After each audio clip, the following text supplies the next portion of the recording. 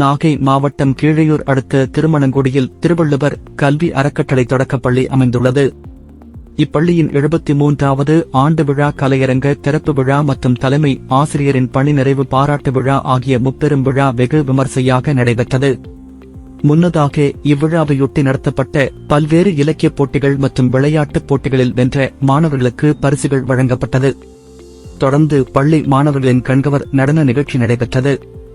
நாட்டுப்புற பாடல்கள், பக்தி பாடல்கள், திரைப்பட பாடல்கள் என மாணவர்கள் தங்களுடைய தனித்திறமையை வெளிப்படுத்திய நிலையில் எதிர்பாராத விதமாக திடீரென மழை பெய்ய துவங்கியது. இருப்பினும் தொடர்ந்து நிகழ்ச்சி நடைபெற்ற நிலையில் பெற்றோர்களும் மாணவர்களும் மாணவர்களின் கலை திறமையை மழையை பொருட்படுத்தாமல் நனைந்தபடி கண்டு ரசித்தனர். பலரும் நாற்காலிகள் கொண்டும் குடைபிடித்தபடியும் மாணவர்களின் நடன நிகழ்ச்சியை கண்டு கைதட்டி மகிழ்ந்தனர்.